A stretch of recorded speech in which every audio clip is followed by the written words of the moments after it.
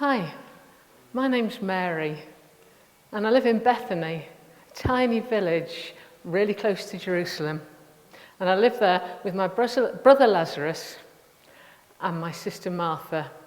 Now, Martha is a lovely person. She's kind, she's funny, she's very smart. But she can be a bit bossy. And between you and me, she's a bit of a control freak. But we do love her very much. Now, the Lord has blessed our family with a spacious house and with wealth. And what we love to do is host pilgrims when they come to Jerusalem. Sometimes we entertain rabbis, that's traveling teachers of the law, and they come with their disciples. And they like to stand in our courtyard with their disciples at their feet, teaching them. And all the men from the village will come so they can hear as well. But of course, Martha and I, we're just women. It's not our job to listen. It's our job to prepare the food and make the beds. But we do listen. And we do chat about it afterwards. And the slightly worrying thing is we often seem to catch on a lot quicker than the disciples. But the really worrying thing is we sometimes seem to know what we're thinking better than the rabbis. But there's one rabbi who comes who's very different, because he isn't just a traveling teacher. He is our dearest friend, and his name is Jesus, Jesus of Nazareth. And he comes with his disciples and stays with us every time he goes to Jerusalem. And it's really special when he comes. And we scrub the house till it's spotless. We kill the best animals. And we make it an amazing feast for him.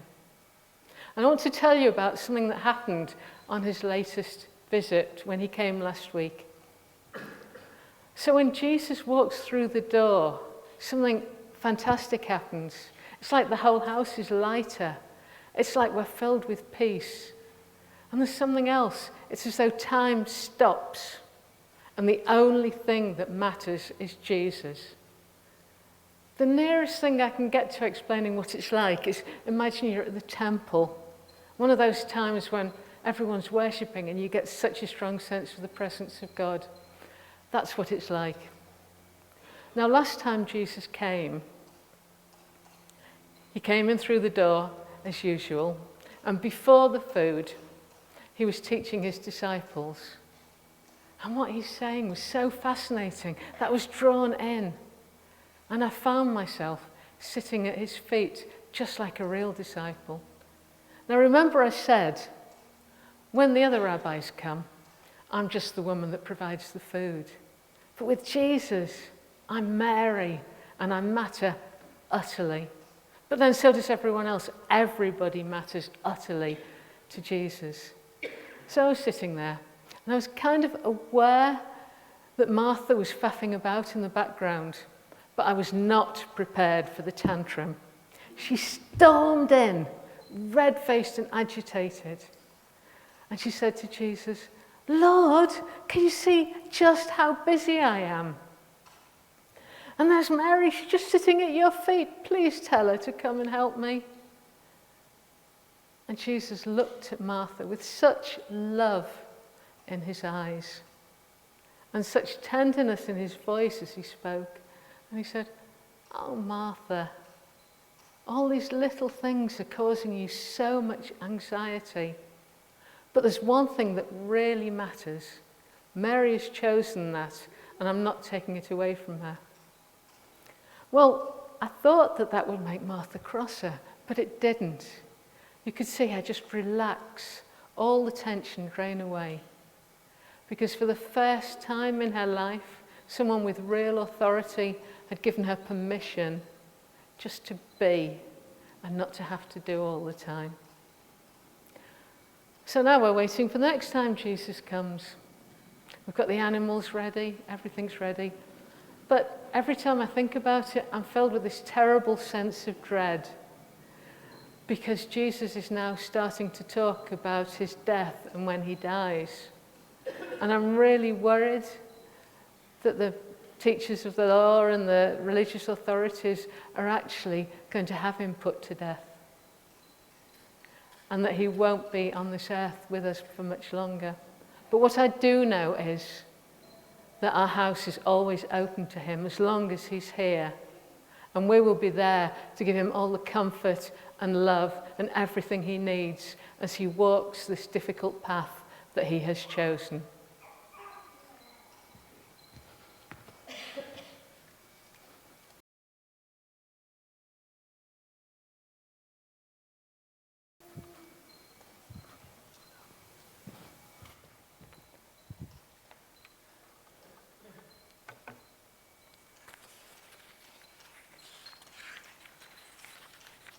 Brilliant. Well, good morning, everyone.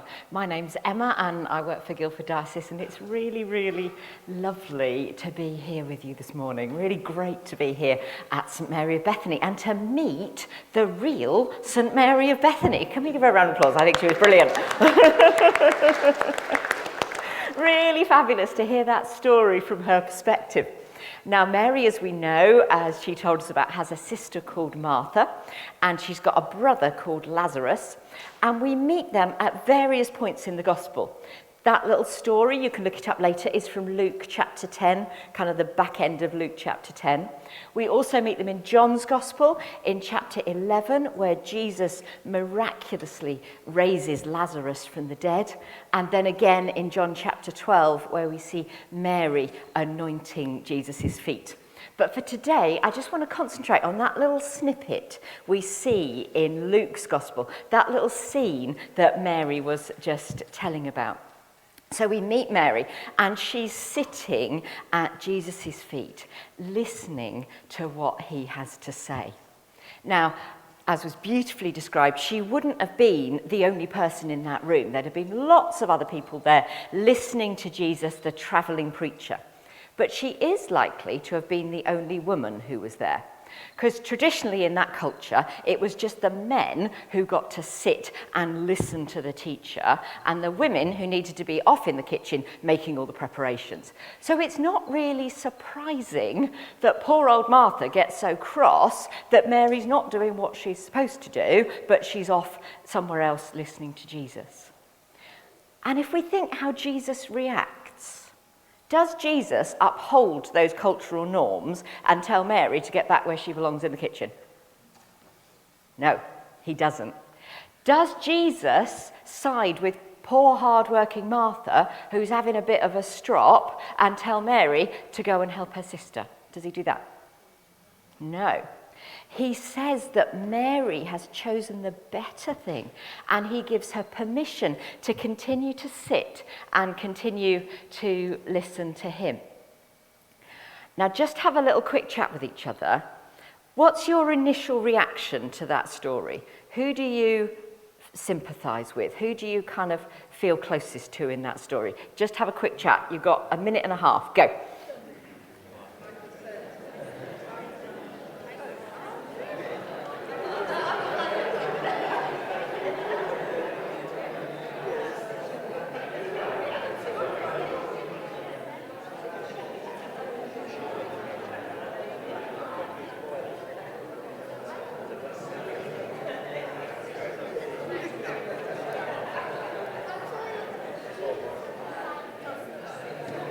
Okay, and stop. Who is on Team Mary? Who feels themselves associating with Mary in that story, feeling sorry for Mary? Oh, we got a Mary. Oh, we got a few Marys. Who's on Team Martha and really feels sorry for Martha in that story? Yeah, I do. I read that story and I think, oh, poor old Martha. There she was. The dinner had to be made and Mary's off being lazy. I think that reaction is really interesting, and I think it says a lot about what our society values, what we're taught to think is important.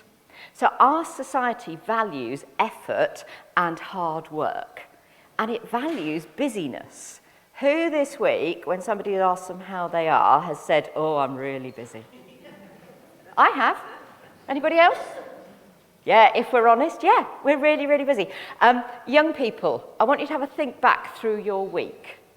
Now, after you'd come home from school, on how many nights this week did you do an after-school club or an activity or something where you had to go and do something else somewhere else after school? Who did that 5 days this week?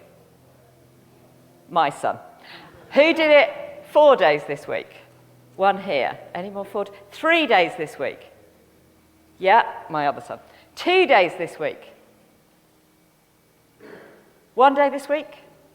Here and here? You were 5. Oh, you weren't 5. Oh, you were Mary. Sorry. Yes, I'm with you. And have I got to 1? 1 day this week did something else? Who doesn't do anything else other than school? Nobody. Which of you parents sometimes feel a bit like a taxi service? That all you do is my long-suffering husband. Yeah, Dad over there. Yeah. Yeah, grandparents. Yeah, who are grandparents feel like you spend your whole lives running around after your grandchildren? Even our kids are really busy. It's something that our society says is a good thing. It says, be busy, do lots of stuff, then you'll be happy, then you'll be fulfilled, then you'll have lots of money, then you'll be able to buy all the stuff that you want and live life exactly as you want. It's what our society teaches us. But I think in this story we see a different way, a way that kind of feels a bit alien and a bit strange to us, which is why we sympathise with poor old Martha, because it's so different to what our society says. And yet Jesus says that Mary had chosen the better thing. Not that what Martha was doing wasn't good. Making the dinner and making sure the beds were made, that's good. Doing lots of activities is good, but Mary had chosen what was better. And I think, like Martha, we are so easily distracted by all the preparations that have to be made. We find it really hard to be more Mary. Now, the irony of this was not lost on me. As I was writing this talk last Friday afternoon, I'd got about halfway through, and then I suddenly had to leave my computer, run off to my son's primary school, where I promised the PSA I was going to help them to sell ice pops, sell the ice pops, do the clear up after the ice pops, run home, make supper to ensure that my 2 cricketers had had some supper before my husband ran into work and then got them to their match. And then I could sit down at my computer and finish my talk. And I'm like, the irony of this is not lost on me. I need this talk more than anybody. And I wonder how many of you can relate to that. But I know, for me, when I remember to be more Mary, when I remember that in the midst of all those preparations that have to be made, to slow down and to spend time with Jesus, it's actually really good for me. I'm calmer, I'm less anxious, I think I'm more patient with my children, and I think I probably end up enjoying life more when I take time to stop and be with Jesus. And we see that in the story as well. If you read it in Luke's Gospel, Martha is described as being anxious and worried about many things. And we don't see that at all in Mary. So slowing down and being more Mary, I think, is good for us. So what does it look like? What does it look like in the midst of all these demands and all the preparations that, frankly, have to be made? What does it look like to be more Mary and to get the benefits of that? I think for some of us, it will mean putting our technology away for a little time during the day, leaving our phones or our tablets or the television or whatever it is down so that we can spend some quiet time away from those distractions. For others, it might actually mean using our technology better and finding an app, 24/7 prayer app, Lectio. There's a brilliant Lectio for families that will help you spend some time with Jesus, or even setting a timer on your phone to go off at certain times a day just to remind you to take a breath, to stop what you're doing for 30 seconds and just pray and remember Jesus. For some of us, it might mean finding a time of day that really works for us to carve out some time. For me, that's always been first thing in the morning before I get out of bed, because if I don't do it, then it's never going to happen. For other people, it might be just before you go to bed. For some mums, it might be just after you've done the school run, when you come home and you make your cup of coffee, because the initial chaos of the morning is over. For young people, it might be when you come home from school and you have a little bit of downtime. Finding a time of day that really works for you to spend time with Jesus. For other people, it might mean just remembering Jesus in the everyday. Now, Rachel Turner describes this as chat and catch. And it's just about chatting to Jesus as we go about our everyday lives, talking to him about the things we're doing, the things we're seeing, the things we're thinking, the things we're excited about, the things we're worried about. We can even ask him questions. That's the chat bit. Just as we go about our ordinary everyday lives, just making it a habit to chat to Jesus about the stuff we're doing. You can do that out loud. You can do it in your head. Or my favourite one, if you really need to kind of get it out, you can whisper it into your teddy bear or your cushion. Exactly. Perfectly demonstrated. That's the chat bit. And the catch bit is after you've done your bit of chatting, to just pause and see if you can sense what God might be saying to you. And that could be a feeling. You might feel peaceful. It could be a picture that comes into your head. It could be some words. And this is something that anybody of any age can do. It just takes a little bit of encouragement and maybe a little bit of practice. So I wonder what it would look like for you in your life to be a bit more Mary. And I wonder what you can do to help and encourage and empower those who are close to you to be more Mary. I'm going to leave you to ponder those couple of questions, and I think we're going to sing a beautiful song that just reminds us how good it is to spend time with Jesus. Then we're going to do a bit of a response activity.